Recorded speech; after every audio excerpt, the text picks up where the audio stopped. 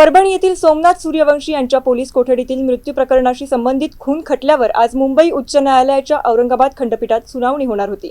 मात्र सदर सुनावणी उद्या पुढे ढकलण्यात आली आहे। या प्रकरणात सोमनाथ सूर्यवंशी यांच्या मृत्यूस जबाबदार असलेल्या पोलीस अधिकाऱ्यांविरोधात गुन्हा दाखल करण्याची मागणी करण्यात आली आहे। या संदर्भात दाखल याचिकेवर आज सुनावणी अपेक्षित होती। दरम्यान या सुनावणीसाठी वंचित बहुजन आघाडीचे नेते प्रकाश आंबेडकर हे मुंबई उच्च न्यायालयाच्या औरंगाबाद खंडपीठात उपस्थित होते। सुनावणी पुढे ढकलल्याने आता या प्रकरणाकडे सर्वांचं लक्ष आहे। उद्या होणाऱ्या सुनावणीकडे लागलाय। सोमनाथ सूर्यवंशी पोलीस कोठडीत मृत्यू प्रकरणात न्यायालयात काय भूमिका घेते याकडे पीडित कुटुंबासह संपूर्ण राज्याचं लक्ष लागलंय। चालू नाही आज असणार मॅटर होती, त्या मॅटर मध्ये असणार पोलीस डिपार्टमेंटचे ॲफिडेव्हिट, त्याच्यानंतर प्रिन्सिपल सेक्रेटरी होम यांचा ॲफिडेव्हिट, हे दोन्ही ॲफिडेव्हिट दाखवले आणि त्यांनी कोर्टाच्या ऑर्डर्स कशा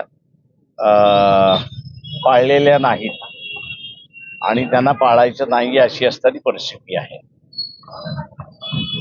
तेव्हा आमच्याकडून असणारं जे झालं त्या दोन गोष्टी झाल्या। एक तर 196 BNSS आहे तो मॅजिस्ट्रेटनी एकदा चौकशी केली कस्टोडियल डेथमध्ये की अननॅचरल डेथ आहे, म्हणजे अनैसर्गिक मृत्यू आहे, तर पुढे काय करायचं याच्या संदर्भात कायदा सायलंट आहे। केंद्राने सुद्धा त्याच्यात दुरुस्ती केलेली नाही आणि महाराष्ट्र शासनाने सुद्धा दुरुस्ती केलेली नाही।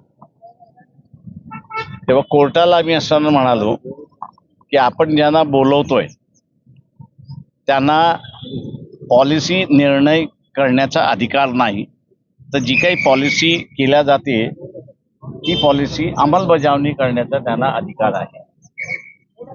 दुसरं, पॉलिसी जो ले डाऊन करतो सेंट्रल गव्हर्नमेंटला काउन्सिल ऑफ मिनिस्टर्स हे ले डाऊन करतात आणि काउन्सिल ऑफ मिनिस्टर राज्यामध्ये करतात।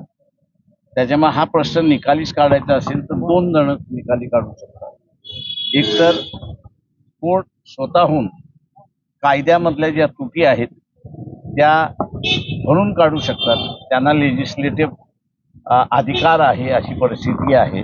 नाही तर कोर्टाला असं वाटत असेल की बा एक संधी आपण पुन्हा सरकारला द्यावी, तर मग या खात्याचे जे मंत्री आहेत तर या खात्याच्या मंत्र्यांना कोर्टाने बोलवावं आणि विचारावं की हा जो अपुरा कायदा आहे तो पूर्ण तुम्ही करणार आहात की नाही। इथपर्यंत झालं आणि हे मॅटर उद्या सकाळी पहिलंच कोर्टाने हिअरिंगसाठी ठेवलेलं आहे। उद्या काय होतं ते आपण बघू।